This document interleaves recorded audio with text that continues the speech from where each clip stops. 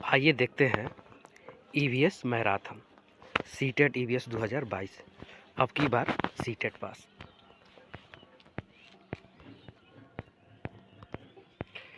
आइए पहले देखते हैं themes. Family and friends, relationship, work and play, animal, plants.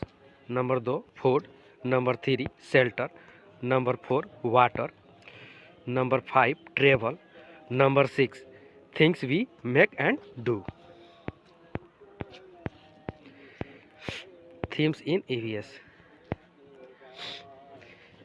Family and friends में रिलेशनशिप हो जाएगा आपका, उसके बाद वर्क एंड प्ले हो जाएगा, उसके बाद एनिमल एंड प्लांट्स हो जाएगा, उसके बाद फूड हो जाएगा, वाटर हो जाएगा, शेल्टर हो जाएगा और ट्रेवल और थिंग्स वी मेक डू होगा। जानवरों की विशेषताएं। स्थल। स्थल के बारे में आइए देखते हैं। स्थल एक भालू जैसा दिखने वाले जीव है, परंतु भालू नहीं है। यह पेड़ों पर उल्टी लटक कर 17 घंटी मस्ती से सोता है। यह जिस पेड़ पर रहता है उसी की पत्तियां खाता है। यह एक शाकाहारी जीव है। यह सप्ताह में एक दिन शौच के लिए या शौचालय के लिए नीचे उतरता है, बाकी दिन पेड़ पर लटके रहता है।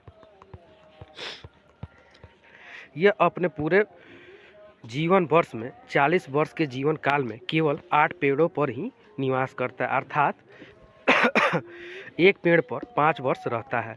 स्थल विश्व में मध्य एशिया एवं दक्षिण अमेरिका में पाया जाता है। स्थल। उसके बाद हाथी, एलिफेंट के बारे में जानते हैं। भारत का राष्ट्रीय विरासत पशु हाथी है। भारत में सर्वाधिक हाथी कर्नाटक राज्य में है। हथनी और बच्चे समूह में रहते हैं और समूह का नेतृत्व सबसे वृद्ध हथनी करती है। एक समूह में लगभग 10 से 12 लोग रहते हैं। हाथी का नर बच्चा 14 से 15 वर्ष की उम्र में अपने समूह को छोड़ देता है। हाथी के कान बहुत बड़े होते हैं। वह कान के द्वारा सुनने के साथ ही हवा करने का भी कार्य करता है। हाथी काले रंग का होता है, इसलिए उसे गर्मी अधिक लगती है। हाथी गंदे पानी में या कीचड़ में खेलना बहुत पसंद करता है। हाथी का गर्भधारण काल 22 माह का होता है। विश्व में सर्वाधिक हाथी अफ्रीका महाद्वीप में पाए जाते हैं। हाथी एक दिन में लगभग 1 कुंटल यानी 100 किलोग्राम पत्तियां या झाड़ियां खा जाता है। हाथी के बच्चे का वजन लगभग 3 माह में 200 किलोग्राम अर्थात 2 क्विंटल का होता है। हाथी की औसत उम्र लगभग 70 वर्ष होती है। हाथी सबसे कम सोने वाला जानवर है, लगभग 2 से 4 घंटे सोता है। टाइगर, बाघ। आइए देखते हैं इसके बारे में।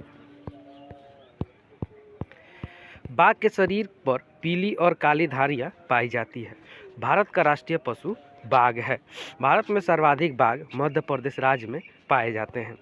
बाघिन और बच्चे समूह में रहते हैं और समूह का नेतृत्व बाघिन करती है। बाघ के नर बच्चे अपने समूह को 2 से 3 वर्ष के बाद छोड़ देते हैं। बाघ अंधेरे में भी मनुष्य से लगभग 6 गुना अधिक देख सकता है। बाघ जंगल में हवा के कारण सरसराहट या किसी जीव के आने के सरसराहट के अंदर को दूर से ही भाप लेता है।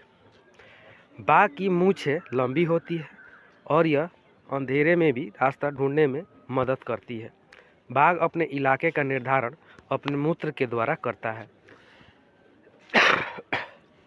जैसे कि कोई दूसरा बाघ दूसरे बाघ के समूह में आ जाता है या चला जाता है तो उसके प्रवेश करता है तो उसे दूसरे की मूत्र या गंध से पता चल जाता है। बाघ विभिन्न प्रकार की आवाज़ निकालता है। बाघ की दहाड़ 3 किलोमीटर दूर तक सुनाई देती है। बाघ का बच्चा 1.5 से 2 किलोग्राम का होता है। बाघ एक मांसाहारी जीव है। आइए देखते हैं शेर, लायंस के बारे में। शेर को जंगल का राजा कहा जाता है। शेर भूरे रंग का जीव है। भारत के राष्ट्रीय चिन्ह सारनाथ के अशोक स्तंभ में शेर का अंकन है। शेरनी और बच्चे समूह में रहते हैं। समूह का नेतृत्व शेरनी करती है। शेर के नर बच्चे 2 से 3 वर्ष बाद समूह को छोड़ देते हैं। शेर की भी अंधेरे में देखने की शक्ति तेज होती है। मनुष्य से 6 गुना अधिक दूर तक ये शेर देख सकता है। शेर भी अपने इलाके का निर्धारण मूत्र के द्वारा करता है। शेर को भी मूंछों के माध्यम से दिशा का ज्ञान होता है। शेर का बच्चा जन्म के समय 2.5 किलो से 3 किलोग्राम का होता है। डॉल्फिन, आइए देखते हैं डॉल्फिन के बारे में। भारत का राष्ट्रीय जलीय जीव डॉल्फिन है। डॉल्फिन फेफड़ों से सांस लेती है। डॉल्फिन एक बुद्धिमान एवं विवेकशील जीव है और बहुत जल्दी ही मानव से दोस्ती कर लेती है। डॉल्फिन विभिन्न प्रकार की आवाज़ निकालती है और आपस में भी बातें करती है। यह आंधीय जीव है। भारत में राष्ट्रीय जलीय जीव आंधी डॉल्फिन को ही घोषित किया गया है। यह इलाहाबाद से लेकर पटना के गंगा नदी में पाया जाता है। भारत में सर्वाधिक डॉल्फिन गंगा नदी में इलाहाबाद और पटना के मध्य पाई जाती है। सांप, स्नेक। भारत में केवल 4 तरह के जहरीले सांप होते हैं। There are only 4 types of poisonous snake in India. नाग, कोबरा। दुबोइया, रसल वाइफर। उसके बाद क्रैत, कॉमन क्रैत। अफाई, साव स्केल्ड वाइफर। सांप के काटने की दवा सीरम के सांप के जहर से निकाला जाता है या बनाया जाता है। सांप के 2 खोखले दांत होते हैं जिसके द्वारा वह जहर छोड़ता है। सांप के बाहरी कान नहीं होते हैं। वह जमीन पर हुए कंपन को सुनता है। सांप के दांत नुकीले होते हैं परंतु वह भोजन को चबाता नहीं अपितु निगलता है। सांपों को नचाने वाले को कालबेलिया कहते हैं। कालबेलिया लोग सांप के डंक के निशान से जान जाते हैं कि सांप ने काटा है। कालबेलिया लोग बेटी की शादी में सांप तोहफे के रूप में देते हैं। नाग एक मात्र ऐसा सांप है जो अपने बच्चे को पालने के लिए घोंसला बनाता है। पृथ्वी पर सबसे लंबी जीव अजगर का होता है। किंग कोबरा एक ऐसा सांप है जो अपने बच्चे को ही भोजन के रूप में खा जाता है। केंचुआ वर्मी कल्चर, आइए देखते हैं इसके बारे में। केंचुआ को किसान का मित्र कहा जाता है। केंचुआ को किसानों का मित्र कहा जाता है। केंचुआ मिट्टी को खाता है और मिट्टी को भुरभुरा बना देता है और मिट्टी में ऑक्सीजन प्रवाह बढ़ जाता है जिसके कारण मिट्टी उपजाऊ हो जाता है और फसल की उपज अच्छा होता है। नीली व्हेल, आइए देखते हैं इसके बारे में। पृथ्वी पर पाया जाने वाला सबसे बड़ा जीव नीली व्हेल है। नीली व्हेल एक स्तनधारी जलीय जीव है। यह फेफड़ों से सांस लेती है। नीली व्हेल सर्वाधिक संख्या प्रशांत महासागर में पाए जाते हैं। मकड़ी, आइए मकड़ी के बारे में जानते हैं। मकड़ी के 8 पैर होते हैं इसलिए इसे कीट वर्ग का अपवाद माना जाता है। मादा मकड़ी नर मकड़ी को मैथुनोपरांत मार डालती है। मकड़ी को एक सामाजिक कीट नहीं माना जाता है। सामाजिक कीट के उदाहरण दीमक, मधुमक्खी, चींटी है। रेशम का कीड़ा सेरीकल्चर, आइए देखते हैं इसके बारे में। रेशम का कीड़ा शहतूत के पेड़ पर पाला जाता है। रेशम पालन को सेरीकल्चर कहा जाता है। नर रेशम का कीड़ा अपनी मादा को उसकी गंध के द्वारा कई किलोमीटर दूर रहते हुए भी पहचान जाता है। रेशम एक प्रकार का प्रोटीन है। रेशम 4 प्रकार के होते हैं, टसर, मूंगा, एरी और कोसा। भारत के प्रमुख रेशम क्षेत्र असम, बनारस, पोचीपल्ली, तेलंगाना है। गिद्ध चील, गिद्ध और बाज के बारे में आइए देखते हैं प्रमुख तथ्य। यह पक्षी मनुष्य से 4 गुना अधिक दूर से किसी वस्तु को देखने में सक्षम होते हैं। यह पक्षी पेड़ वृक्ष पर सबसे ऊपर घोंसला बनाता है। एपीकल्चर, मधुमक्खी पालन, ये सबसे ज़्यादा बिहार राज्य में किया जाता है। मधुमक्खी पालन के लिए बिहार का मुजफ्फरपुर प्रसिद्ध है। लीची के फूल मधुमक्खियों को अपनी ओर आकर्षित करते हैं। लीची के फूल फरवरी माह में आते हैं। मधुमक्खी पालन के लिए सही समय अक्टूबर से दिसंबर होता है, क्योंकि रानी मक्खी इसी समय अंडे देती है। मधुमक्खी पालन के लिए लकड़ी का बक्स, चीनी के घोल की आवश्यकता होती है। बक्स में एक रानी मक्खी तथा अन्य श्रमिक मक्खी तथा कुछ नर मक्खी होते हैं। नर मक्खी की कोई विशेष भूमिका नहीं होती है। श्रमिक मक्खी शहद लाने का काम करती है। मक्खी को जैसे ही पराग रस प्राप्त होता है, वह नृत्य करती है अपने साथियों को बुलाने के लिए। मधुमक्खी के डंक में फार्मिक अम्ल होता है। चींटी, एंट, सूंघकर एक दूसरे के पीछे चलते हैं। चींटियाँ मिलजुल कर समूह में रहती हैं और इनका काम बटा होता है। रानी चींटी अंडे देती है। सिपाही चींटी बिल की सुरक्षा करते हैं। काम वाले चींटी भोजन ढूंढकर लाती है। दीमक और ततैया भी समूह में रहते हैं। काऊ, गाय के बारे में ये देखते हैं प्रमुख तथ्य। आगे के दांत छोटे नुकीले काटने के लिए होते हैं और पीछे के दांत चपटे चबाने के लिए होते हैं। बिल्ली, कुत्ता, नुकीले दांत मांस फाड़ने के काम आते हैं। गिलहरी और चूहा, दांत हमेशा बढ़ते रहते हैं गिलहरी की, इसलिए कुतुर कुतुर काटते रहते हैं ये। मच्छर पैरों की गंध व शरीर की गर्मी से हमें ढूंढते रहते हैं और आसानी से खून चूसते रहते हैं। पक्षियों द्वारा बनाए जाने वाले घोंसले, nets made by birds. Indian robin, कलचड़ी, यह पत्थरों के बीच एक मुलायम घोंसला बनाता है। टहनी, जड़, ऊन, बाल, रुई आदि का प्रयोग घोंसला बनाने में प्रयोग करता है। पाकता पक्षी, डॉव बर्ड, यह बर्ड कैक्टस के कांटों के बीच या मेहंदी के मेड़ में अपना घोंसला बनाती है। ये रहा। गोरैया और कबूतर पक्षी, गोरैया आमतौर पर घर के आसपास घोंसला बनाती है। कबूतर खंडहरों और पुराने घरों में घोंसला बनाता है। दर्जन चिड़िया, टेलर बर्ड, ये अपने नुकीली चोंच से पत्तों में छेद कर सी कर घोंसला बना लेती है।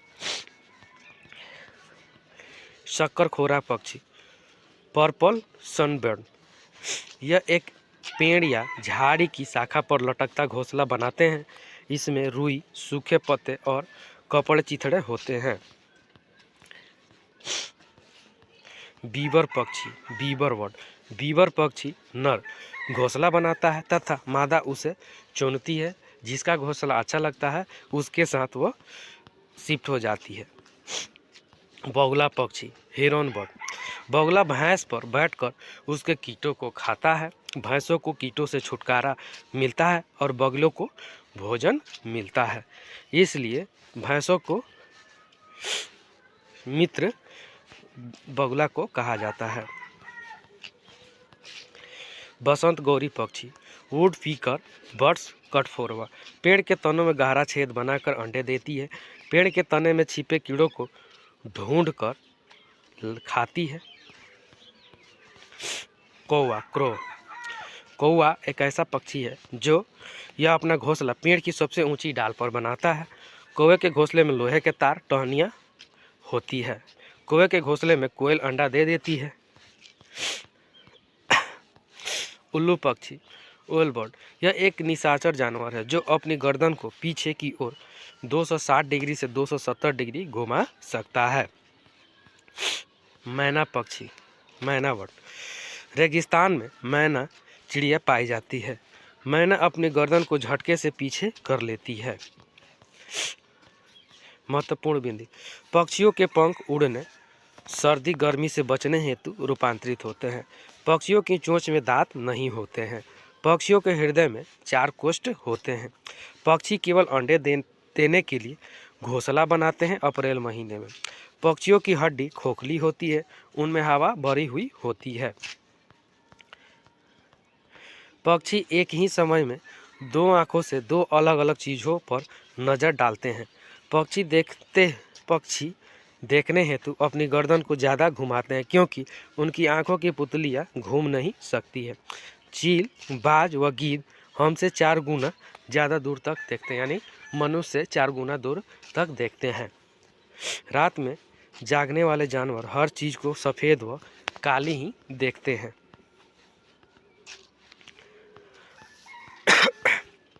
पक्षियों की चोंच। बाज, चील व गिद्ध जैसे मांसाहारी पक्षियों की चोंच छोटी और हू की तरह मुड़ी होती है। तोते की घुमावदार चोंच होती है जो फल कुतरने में मदद करती है। कबूतर यानी कबूतर, गौरैया आदि में चोंच छोटी चौड़ी और मजबूत होती है। ऐसी चोंच अनाज के दानों को तोड़ने में सक्षम होती है। मछली पकड़ने वाले चिड़ियों जैसे सारस, बगुला आदि की चोंच लंबी, पतली सुई जैसी होती है। कुछ पक्षियों की चोंच में निस्पंदन प्रणाली होती है, यानी छानने की प्रणाली होती है। इस पक्षियों के उदाहरण हंस, फ्लेमिंगो, बतख आदि ऐसे पक्षी पानी के आसपास रहते हैं तथा अपना भोजन चोंच में लेने के बाद अन्य पदार्थ जैसे कीचड़ आदि को अलग कर लेते हैं। पानी उसे छान लेते हैं। पक्षियों के पंजे। पक्षियों के पंजे जैसा काम वैसे पंजे। पानी में तैरने के लिए, टहनियों को पकड़ने के लिए, शिकार पकड़ने के लिए है यह पेड़ पर चढ़ने के लिए है और ज़मीन पर चलने के लिए ये है। पानी में तैरने वाले पक्षियों के पंजे झिल्लीदार होते हैं। ये झिल्लीदार पैर तैरने में उनकी मदद करती है, जैसे बतख, राजहंस, पेलिकन पक्षी के पैर हैं। जिन पक्षियों के आगे की तरफ फैली 3 उंगलियां और पीछे 1 उंगलियां होती है, जैसे पंजे टहनी पर बैठने में मदद करते हैं, जैसे गौरैया। आगे की ओर फैला पंजा नरम सतह पर चलने में मदद करता है, जैसे हिरन का। जिन पक्षियों की टांगें और पैरों की उंगलियां लंबी होती है, वे पक्षी पानी के किनारे वाली सतह पर आसानी से चल फिर लेते हैं और पानी में जाकर मछलियों का शिकार आसानी से कर लेते हैं, जैसे क्रेन, सारस, बगुला आदि हैं।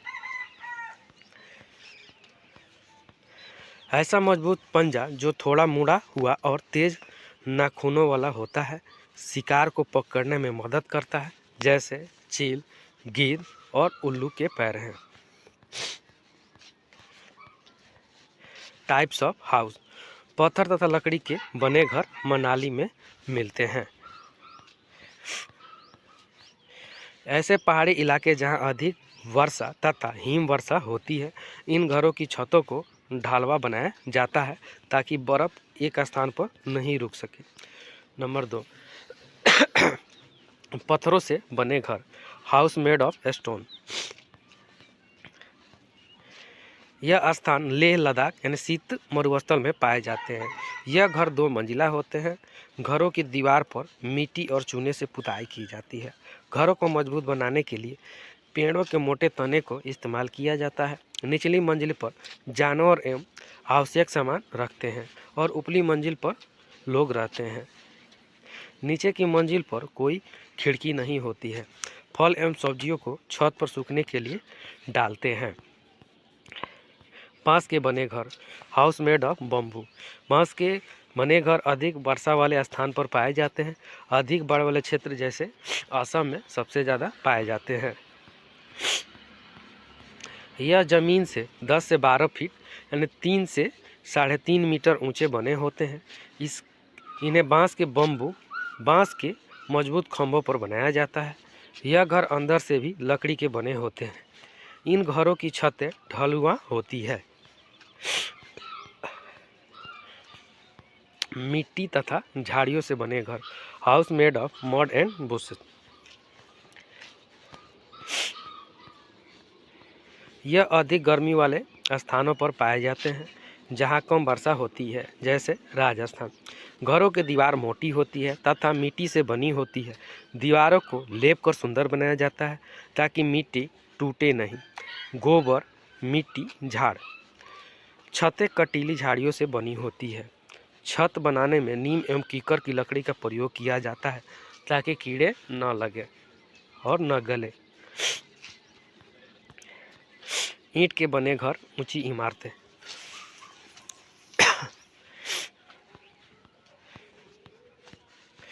स्थान समतल मैदानी क्षेत्र, शहरों, दिल्ली।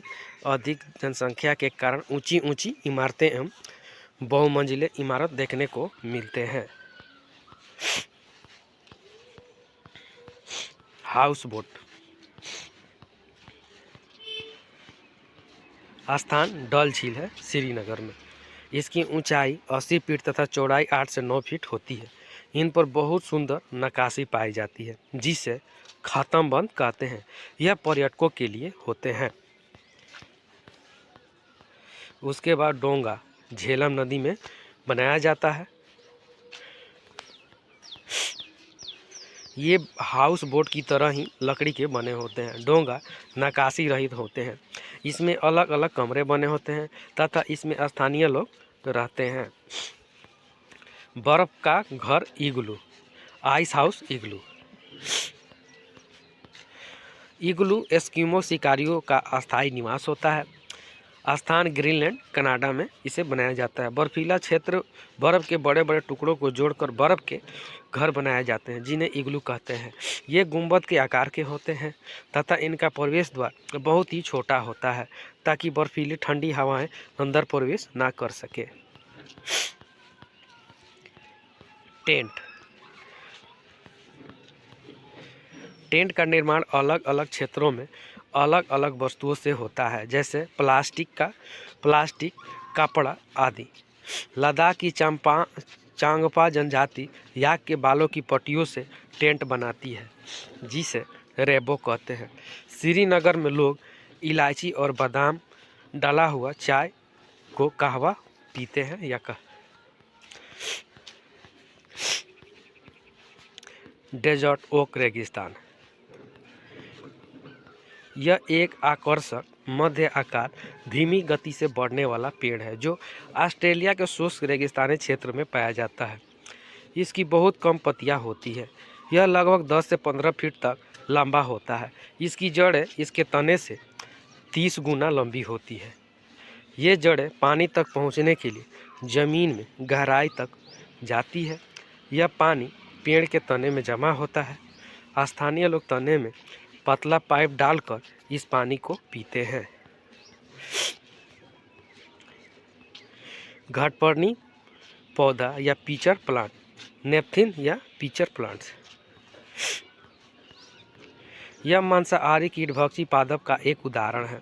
यह अपने गड्ढे के जाल में कीड़े, मेंढक और चूहों को फंसाता है। इसकी घड़े के समान दिखाई देने वाले संरचना वास्तव में उसकी पत्ती का रूपांतर भाग कीड़ों को आकर्षित करने के लिए यह अच्छी गंध पैदा करता है। आमतौर पर यह इंडोनेशिया, ऑस्ट्रेलिया और भारत के मेघालय क्षेत्र में पाया जाता है। क्लोरोफिल की उपस्थिति के कारण पौधा प्रकाश संश्लेषण करने में सक्षम है, लेकिन नाइट्रोजन की कमी को दूर करने के लिए यह कीड़े खाते हैं। खेजड़ी का पेड़। खेजड़ी के पेड़ राजस्थान में पाए जाते हैं। यह वृक्ष मुख्य रेगिस्तानी क्षेत्रों में पाया जाता है। इसे अधिक जल की आवश्यकता नहीं होती है। इसके फलों को एक समृद्ध प्रोटीन स्रोत के रूप में खाया जाता है। पेड़ की छाल का उपयोग औषधि के रूप में किया जाता है। इसकी फलियों से सब्जी बनाई जाती है। कीड़े इसकी लकड़ी को नुकसान नहीं पहुंचा सकते हैं। यह छायादार वृक्ष है जिसकी छाया में बच्चे खेलना पसंद करते हैं। बरगद का पेड़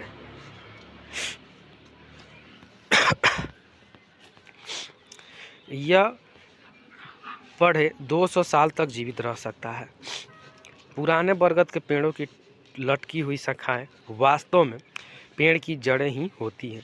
ये शाखाओं से नीचे बढ़ती है जब तक कि वे जमीन तक नहीं पहुंच जाती। ये जड़ें खंभे की तरह होती है जो पेड़ को मजबूत सहारा देती है। बरगद के पेड़ की जड़ें भी जमीन के नीचे होती है जैसे दूसरे पेड़ों की होती है। इसकी पत्ती, छाल, बीजों में दस्त, मधुमेह, मूत्र विकार जैसे बीमारियों के इलाज के लिए औषधीय महत्व है। कैटोन पौधे कैटोन पौधे जमीन के बारे में उसकी दशा को बता देते हैं यानी सिग्नल देते हैं। कैटोन पौधे की जड़ जमीन में ज़्यादा गहरी नहीं जाती है। जब मिट्टी सूखने लगती है तो इस पौधे की पत्तियां सूखने लगती है और झड़ने लगती है, जिससे मिट्टी का पता चल जाता है कि मिट्टी सूख रही है। तो यह एक प्रकार का सिग्नल होता है। Thank you friend. अच्छा लगे तो लाइक, सब्सक्राइब और शेयर जरूर करें। साथ में बेल आइकन का बटन दबाना नहीं भूलें।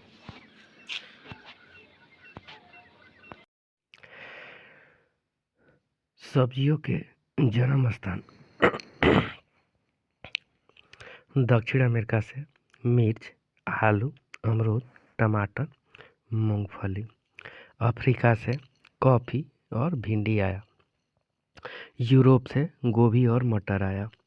चीन से सोयाबीन आया।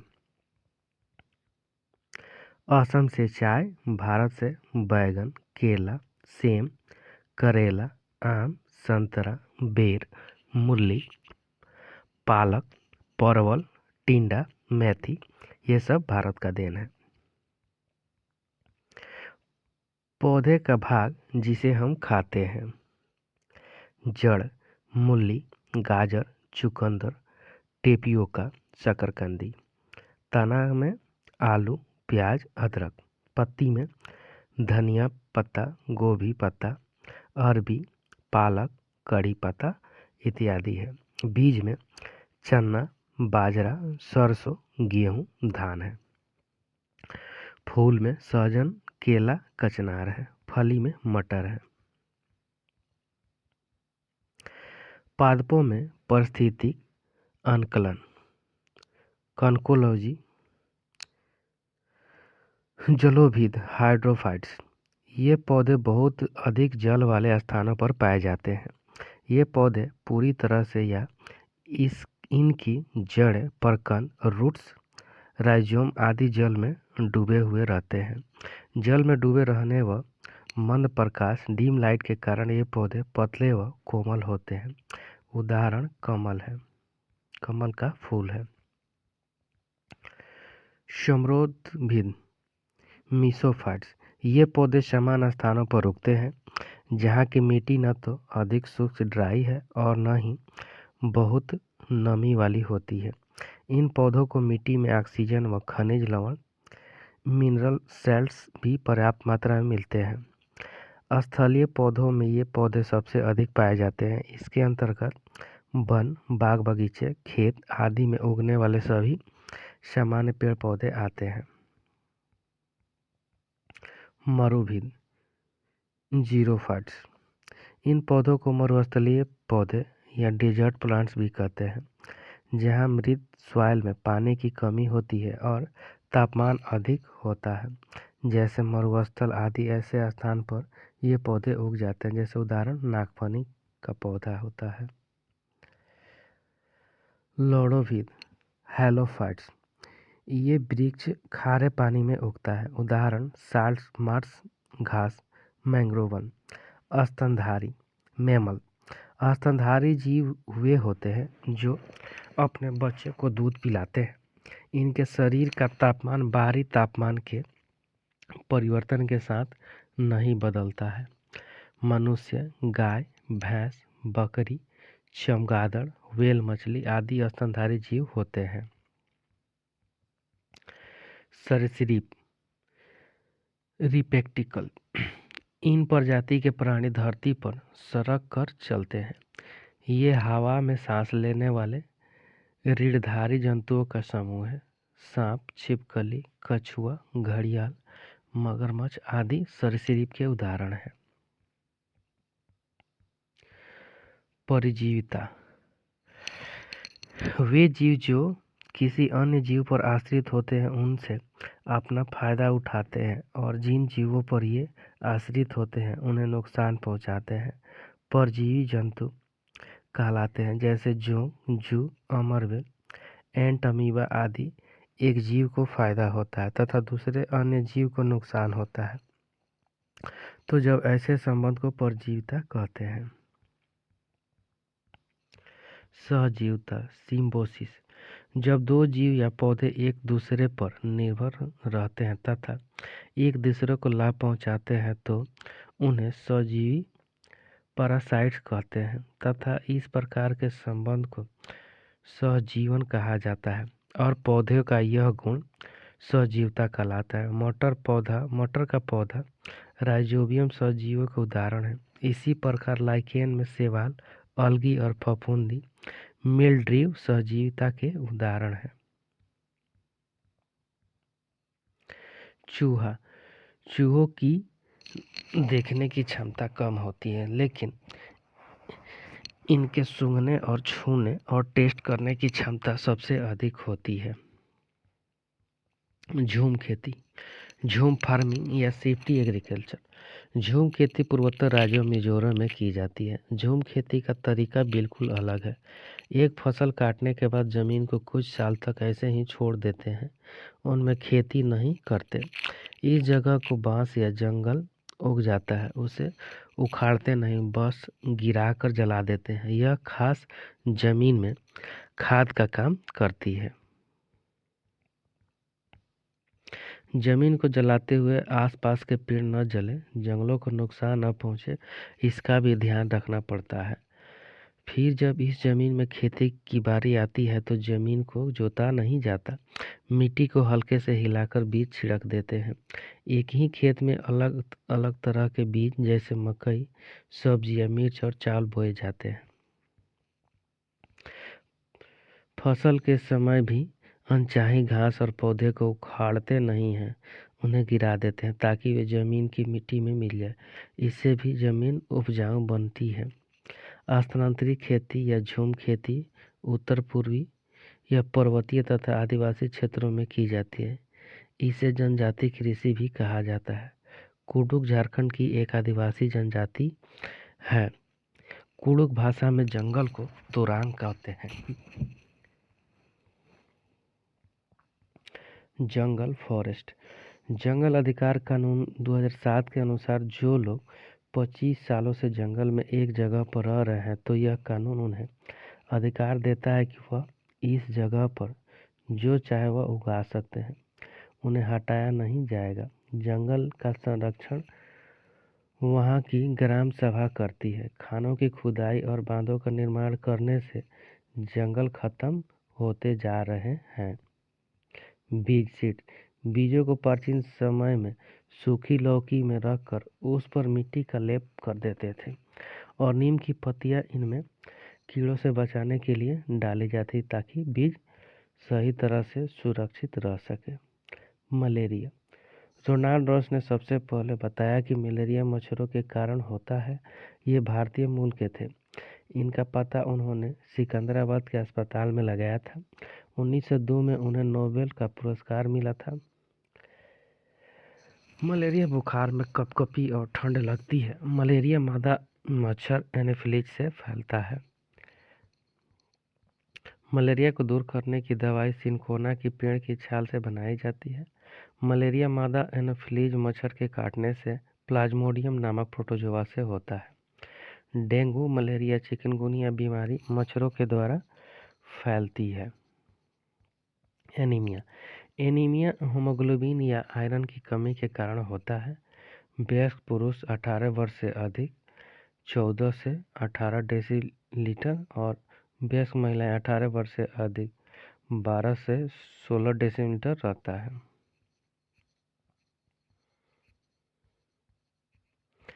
आयरन के स्रोत, सोर्स ऑफ आयरन, आंवला, गुड़, हरी पत्तेदार सब्जियां, पालक आदि हैं। टांका, टांका राजस्थान का। कुछ लोग बारिश का पानी इकट्ठा करते हैं। यह खास तरह के से किया जाता है। टांका बनाकर, जैसे इस तरह रूट हो गया, पाइप हो गया, अंडरग्राउंड वाटर लीड हो गया। कुआं या बावड़ी, सीढ़ी द्वार, कुएं या बावड़ी इन जल भंडारण तथा संरक्षण की पारंपरिक व्यवस्था के साथ जल स्रोत के रूप में भी उपयोगी होती है। कुएं के सूखने के प्रमुख कारण, पानी को मोटर से निकाला जा रहा है जिससे जमीन का पानी कम होता जा रहा है। झील कम हो रही है जहां वर्षा का पानी इकट्ठा होता था, और पेड़ और पार के चारों ओर मिट्टी को सीमेंट से ढका जा रहा है जिससे वर्षा का पानी जमीन तक नहीं पहुंच पाता है। घड़सीसर, यह सर घड़सीसर सर यानी तालाब, इसे जैसलमेर में के राजा घड़सी ने लोगों के साथ मिलकर बनवाया था। इसके दोनों तरफ पक्के घाट, सजे हुए बरामदे, कमरे, बड़े हॉल आदि प्रमुख थे। मृत सागर, यह इजराइल प्लस जॉर्डन के बीच में मिलता है। वैसे तो सभी सागरों के पानी में नमक होता है, लेकिन मृत सागर दुनिया का सबसे नमकीन सागर है। इतना नमकीन है कि लगभग 1 लीटर पानी में 300 ग्राम नमक होता है। मृत सागर में हम ऐसे तैर सकते हैं जैसे आराम से लेटे हों।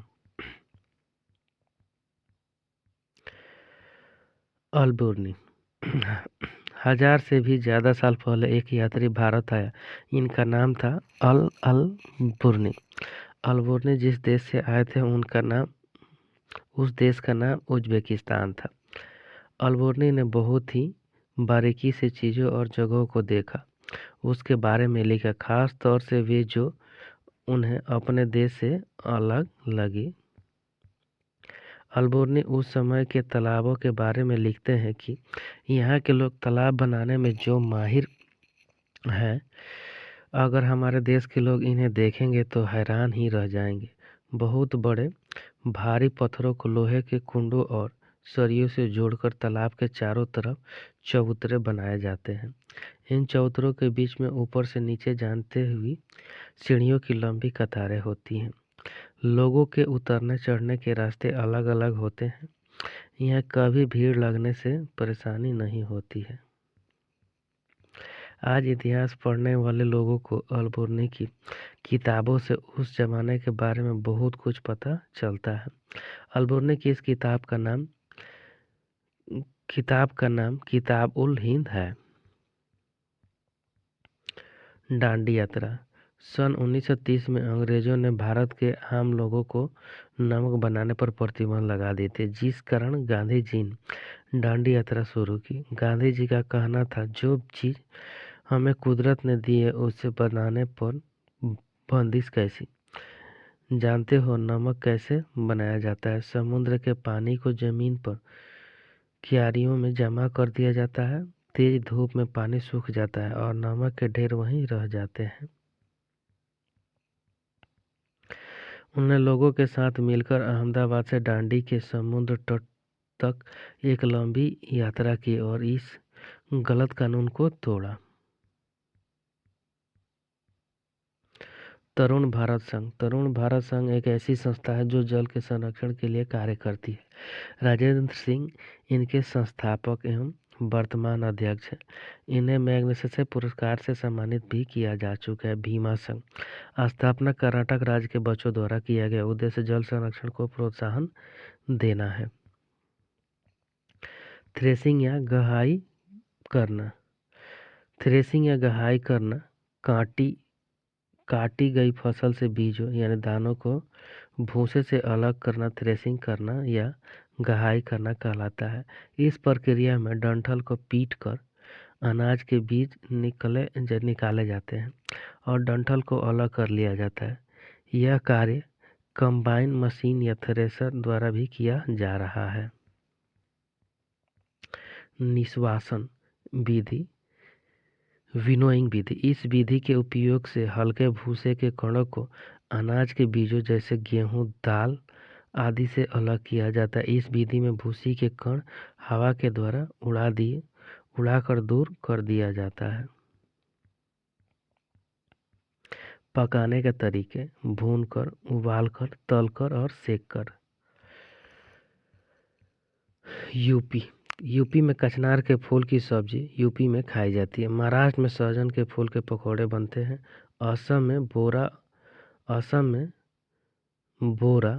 असम में खाए जाने वाले एक प्रकार की किस्म चावल की है, जो बिहू त्योहार में बहुत ही प्यारे ढंग से इसे बनाया जाता है और खाया जाता है। गोवा तथा कश्मीर, गोवा में मछली को नारियल के तेल में तथा जम्मू कश्मीर में सरसों के तेल में तला जाता है।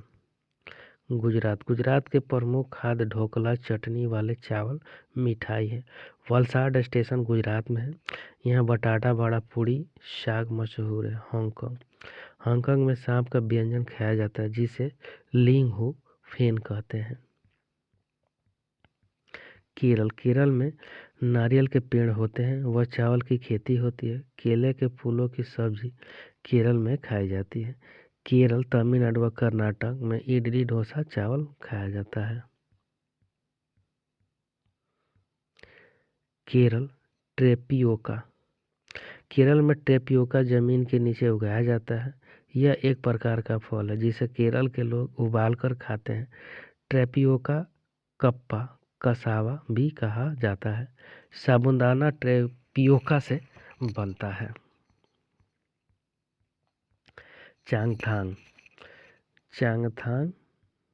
चांगथांग पश्चिमी और उत्तरी तिब्बत में एक ऊंचा पठार है। यह 5000 मीटर ऊंचाई पर स्थित है, जो कुछ हद तक भारत के लद्दाख क्षेत्र में दक्षिण पूर्व में भी फैला हुआ है।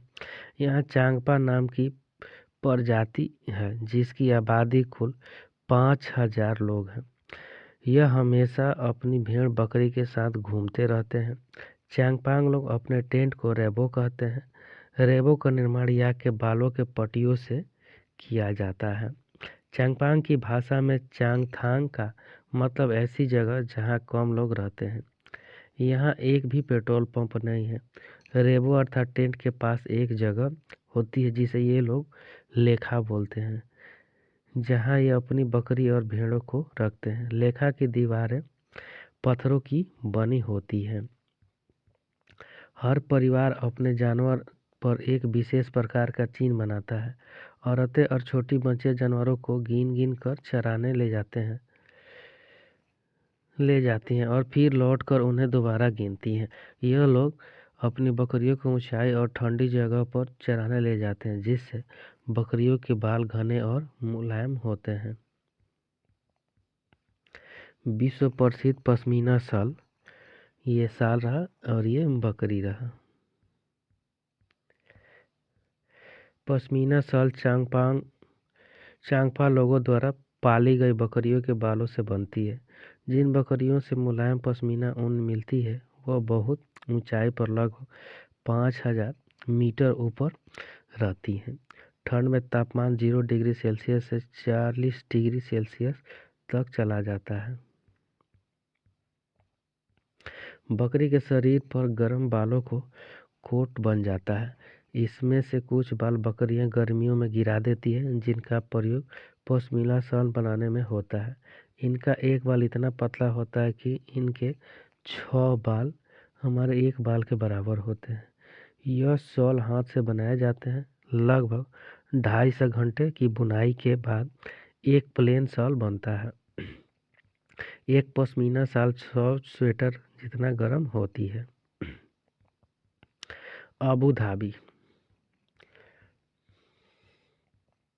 अबू धाबी रेगिस्तानी इलाका है। यहाँ खजूर के पेड़ ही पाए जाते हैं। अबू धाबी की मुद्रा दिरहम है।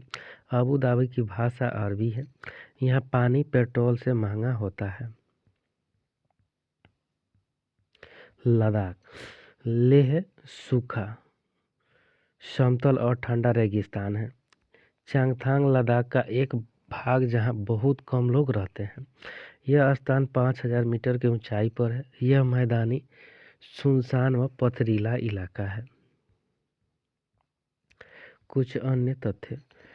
थार मरुस्थल राजस्थान, यह रेतीला गर्म मरुस्थल है। सर्वाधिक वर्षा मानसीराम मेघालय खासी पहाड़ी पर होती है। सबसे कम वर्षा लेह लद्दाख में होता है। वेलक्रो।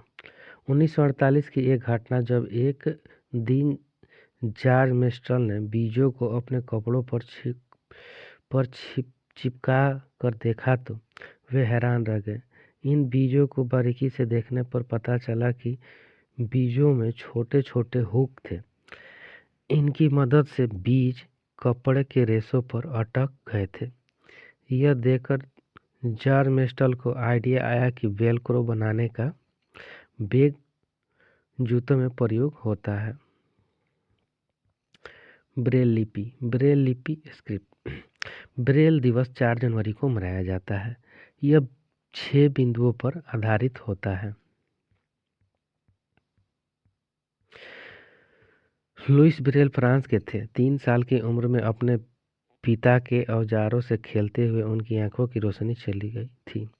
पढ़ाई में बहुत रुचि थी तो यह पढ़ने और लिखने के विभिन्न तरीके सोचने लगे और फिर एक तरीका निकाला जो बाद में लुइस स्क्रिप्ट के नाम से जाना गया। एक मोटे कागज पर एक नुकीली चीज से 6 बिंदुओं को उभारा जाता है। फिर उभरे हुए बिंदुओं पर उंगलियों के सहारे उन्हें स्पर्श करते हुए पढ़ा जाता है। यह ब्रेल लिपि कहलाती है। यह स्क्रिप्ट 6 बिंदुओं पर आधारित होती है। अंतरिक्ष यात्रा, स्पेस ट्रेवल। प्रौद्योगिकी में विकास एवं विज्ञान में उन्नति के साथ अंतरिक्ष यात्रा करना संभव है। पृथ्वी की सतह से 100 किलोमीटर की ऊंचाई पर कर्मन रेखा पाई जाती है। इसके बाद अंतरिक्ष स्थिति स्थित है।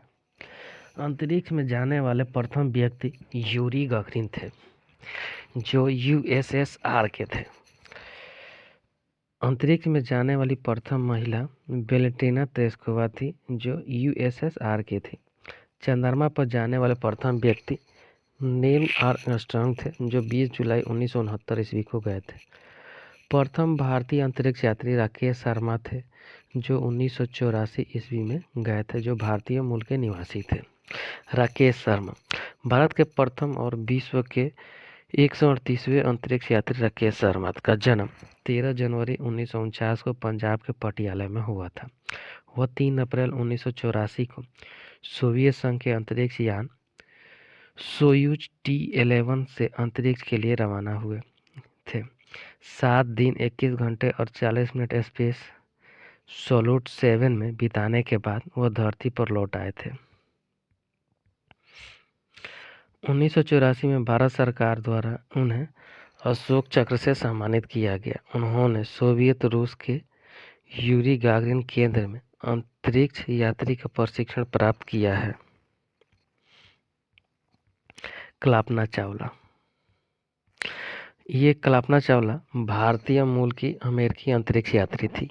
ये भारत की पहली महिला अंतरिक्ष यात्री थी। इनका जन्म 17 मार्च 1962 को करनाल, हरियाणा में हुआ था। 1988 में कल्पना चावला ने नासा में एम्स अनुसंधान केंद्र एम्स रिसर्च सेंटर से अपने व्यावसायिक जीवन की शुरुआत की। 1995 में यह नासा के अंतरिक्ष यात्री कोर में शामिल हुई थी।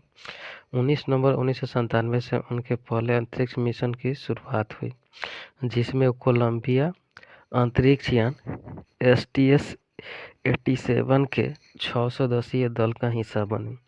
इस दौरान उन्होंने 15 दिन 12 घंटे अंतरिक्ष में बिताए थे। 16 जनवरी 2003 को उन्हें दूसरे अंतरिक्ष अभियान के लिए अंतरिक्ष यान कोलंबिया STS-107 से उड़ान भरी, जो 1 फरवरी 2003 को धरती पर वापस लौटते समय पृथ्वी के वायुमंडल में प्रवेश करते ही जलकर नष्ट हो गया एवं इसमें सवार सभी अंतरिक्ष यात्रियों की मृत्यु हो गई। सुनीता विलियम ये अंतरिक्ष में जाने वाली भारतीय मूल की दूसरी महिला थी।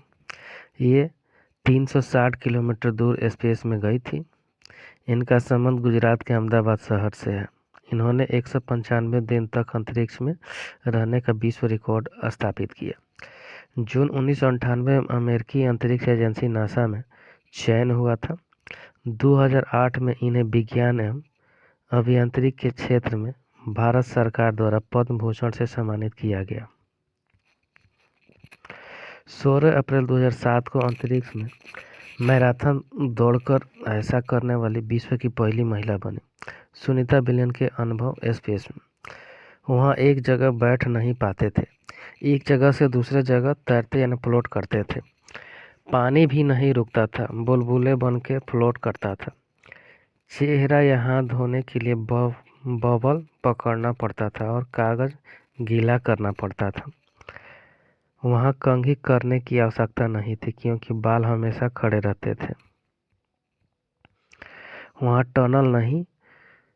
टहल नहीं सकते थे और फ्लोट करने की आदत हो गई थी।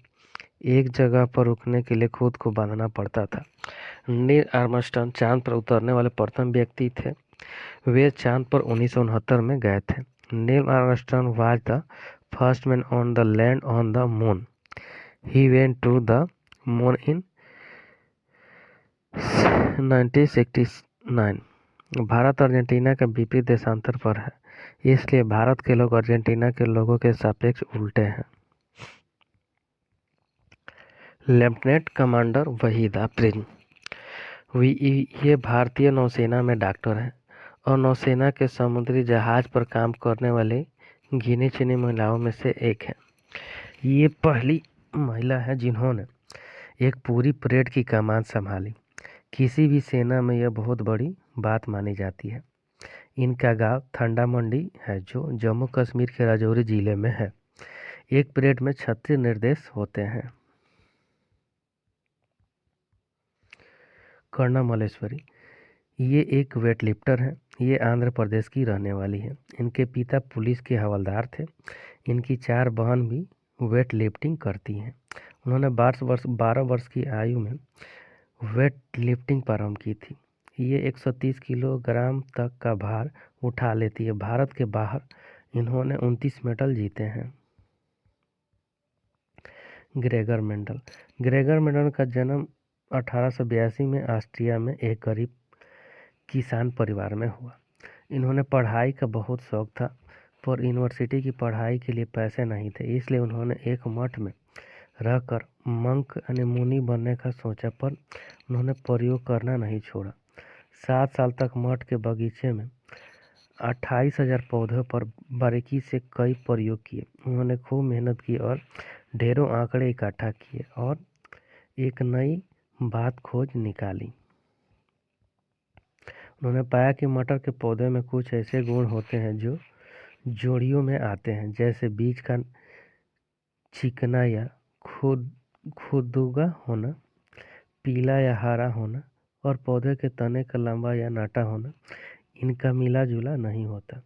ऐसे पौधे जिनके बीज खुरदरे या चिकने होते हैं, उनकी अगली पीढ़ी बच्चे के पौधे में बीज या तो खुरदरे या चिकने ही होते हैं। ऐसा नहीं होता है कि एक बीज थोड़ा चिकना और थोड़ा खुरदरा हो जाए। उन्होंने रंग के साथ ही ऐसा ही पाया। बीज या तो हरे या पीले होते हैं। उनकी अगली पीढ़ी के बीज भी या तो हरे या पीले होंगे। जब धरती कांपी, कक्ष गुजरात में 26 जनवरी 2001 को गुजरात के भुज में भारी भूकंप आया था। इस भूकंप में बहुत से लोग मारे गए और जख्मी हुए थे। पेट्रोलियम, यह गहरे रंग का गाढ़ा और बदबूदार होता है। पेट्रोलियम उत्पाद petrol, diesel, kerosene, engine oil, मोम, कोल तार, ग्रीस आदि पाया जाता है पेट्रोलियम उत्पादन से। कमर सीधी ऊपर चढ़ो। ट्रैकिंग के लिए नाश्ता, विटामिन सी, आयरन की गोलियां और साथ साथ गर्म चॉकलेट वाला दूध ठंड से बचाव और ज़्यादा शक्ति के लिए। ट्रैकिंग में हर ग्रुप में एक लीडर होता है जिसकी निम्नलिखित जिम्मेदारियां होती हैं। बाकी लोगों का सामान उठाने में मदद करना, पूरे ग्रुप के आगे बढ़ जाने पर ही आगे बढ़ना, जो चल ना पाए उनकी मदद करना, रुके और आराम करने के लिए एक अच्छी जगह ढूंढना, बीमार पड़ने पर उसका ध्यान रखना आदि प्रमुख ट्रैकिंग का काम होता है। सबके खाने पीने का इंतजाम करना उसी का काम है। ग्रुप के किसी भी सदस्य से गलती हो जाने पर सजा सुनाने को तैयार रहना, पहाड़ों पर चढ़ते समय अपने शरीर का 90 डिग्री का कोण बनाते हुए चलें, अपनी कमर को सीधा रखें और मोड़े नहीं। चट्टान से उतरते समय रस्सी को एक तरीके से उपयोग किया जाता है जिसे रैपलिंग कहते हैं। बिछेंद्री पाल। बिछेंद्री पाल उत्तराखंड के गढ़वाल के नाकुरी गांव में पली बढ़ी। उन्होंने Nehru institute of mountaineering Uttarkashi पर पहाड़ पर चढ़ने की ट्रेनिंग ली और उनके गाइड ब्रिगेडियर ज्ञान सिंह थे। बिछेंद्री पाल भारत की पहली और संसार की 5वीं महिला है जिन्होंने एवरेस्ट पर कदम रखा। बिछेंद्री पाल ने 23 मई 1984 को दोपहर 1:07 पर माउंट एवरेस्ट पर झंडा फहराया था। उल्का पिंड, टूटता तारा। यह चट्टानी पिंड है जो सूर्य की परिक्रमा करते हैं।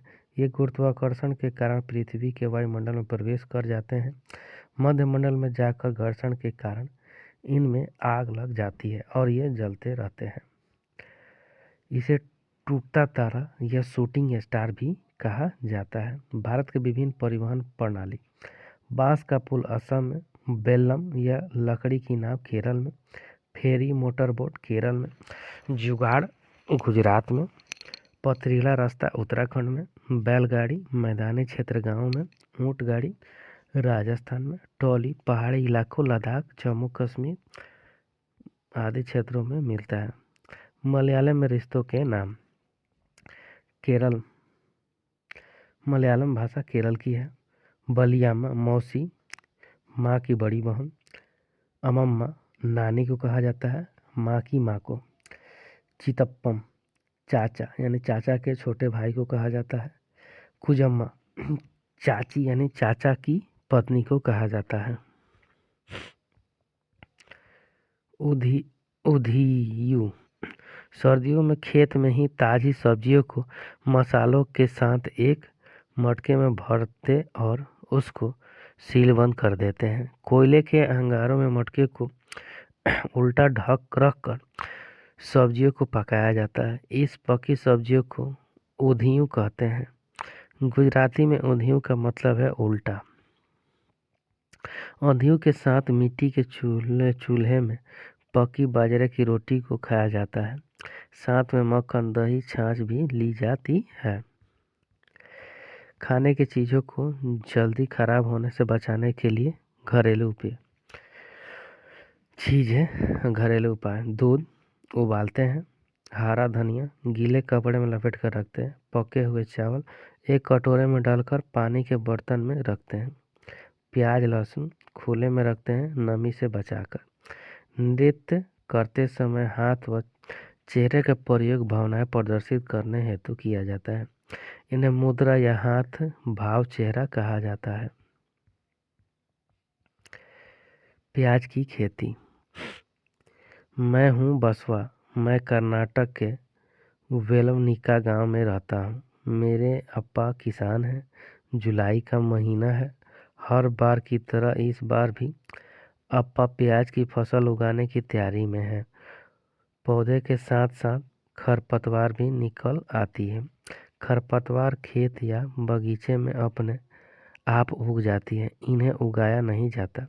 खरपतवार को निकालना जरूरी है ताकि सारा खाद पानी खरपतवार न ले। अगर खरपतवार ज़्यादा हुई तो पौधे स्वस्थ नहीं रहेंगे। प्याज की फसल में प्याज के बीज बोए जाने के 20 दिन बाद अंकुरित होने शुरू हो जाते हैं। जब पत्तियां पीली होने और सूखने लगती है तो प्याज निकालने के लिए तैयार हो जाती है। प्याज की फसल में इस्तेमाल किए जाने वाले औजार: खूंटी लोहे का छड़ का इस्तेमाल मिट्टी खोदने और ढीला करने और नरम बनाने के लिए किया जाता है। इल्लिगे इल्लिगे का इस्तेमाल प्याज के ऊपर से सूखी हुई पत्तियों को अलग करने के लिए किया जाता है। चमकता सितारा सूर्यमणि एक चमकता सितारा गर्ल स्टार है। चमकते सितारे उन साधारण लड़कियों की असाधारण कहानियां हैं जिन्होंने जाकर अपनी जिंदगी बदल दी। सूर्यमणि चाहती थी कि लोग त्योहारों पर अपने गीत गानों को गाएं, उन्हें भूलें न और अपने पहनावे को बचाव से पहने। जड़ी बूटियों की समझ और बांस की चीज़ें बनाने की कला बच्चे भी सीखें। अपने स्कूल की भाषा को सीखते ही अपनी कुड़क भाषा का रिश्ता भी उसे जोड़ें। यह सब तोरांग केंद्र में होता है। तोरांग में कुड़ुक समाज और अन्य आदिवासियों की खास है। किताबों को संभाल कर रखा गया है। गाने बजाने की कई चीज़ें जैसे बांसुरी, तरह तरह के ढोल भी हैं। सूर्यमणि 21 साल की थी जब उसने बासवी दीदी और कई लोगों की मदद से एक केंद्र खोला। उसने इस जगह का नाम रखा तोरांग। कुड़ुक भाषा में तोरांग का मतलब होता है जंगल। चित्रकला मधुबनी चित्रकला या मिथिला चित्रकला यह बिहार की चित्रकारी है। प्रयोग दीवारों पर तथा आंगन में किया जाता है। इसमें फूल, पत्तियां, जानवर, इंसान, पक्षी आदि चित्र बनाए जाते हैं। चावल का प्रयोग चित्रों में उभार लाने के लिए होता है। इस चित्रकला में प्राकृतिक रंगों का प्रयोग किया जाता है। उदाहरण हल्दी, नील, फूल एवं पत्तियों के रस एवं सुखाकर प्रयोग में लाया जाता है। आंध्र प्रदेश की कलमकारी चित्रकला है। प्रयोग कपड़ों पर बनाया जाता है। इसमें भी प्राकृतिक रंगों का प्रयोग किया जाता है। उड़ीसा प्लस पश्चिम बंगाल का पट्टा चित्रकला है। प्रयोग कपड़ों पर बनाया जाता है। प्राकृतिक रंगों का प्रयोग किया जाता है। फट चित्रकला राजस्थान का है। प्रयोग कपड़े पर प्रयोग किया जाता है इसका। ये चित्रकला में बहादुर व्यक्तियों के कारनामों को प्रदर्शित किया जाता है। बर्ली चित्रकला महाराष्ट्र और गुजरात में है। गाय के गोबर, मिट्टी, बाल, ईंटों और सफ़ेद आटे के पेस्ट का प्रयोग करते हैं। बोलती इमारतें गोलकुंडा किले की बाहरी दीवार में 87 बुर्ज हैं। ये बुर्ज दीवार से ज़्यादा ऊंचे हैं। यह हैदराबाद तेलंगाना से लगभग 11 किलोमीटर दूर ग्रेनाइट पहाड़ी की चोटी पर स्थित है। यह अपनी अभेड़ संरचना के लिए प्रसिद्ध है। किले का निर्माण 13वीं शताब्दी में काकतीय वंश ने करवाया था। कुतुबशाही सुल्तानों ने सन 1518 से 1687 तक गोलकुंडा किले पर एक के बाद एक राज किया। उससे भी पहले सन 1200 में यह किला मिट्टी का बना था और यहाँ दूसरे राजाओं का राज था। मिलकर खाएं बिहू असम का एक खास त्यौहार है। यह त्यौहार चावल की नई फसल कटने पर मनाया जाता है। उरका बिहू से पिछले दिन की शाम को कहते हैं। इस दिन लोग स्थानीय मेला घर बनाते हैं और सामूहिक दावत करते हैं। माघ बिहू 14 से 15 जनवरी को मनाया जाता है। माघ की पहली और दूसरी तिथि को माघ आसामी कैलेंडर का 10वां महीना होता है। ट्रेन टिकट में पीएनआर नंबर होता है। पीएनआर नंबर का full form passenger name record होता है।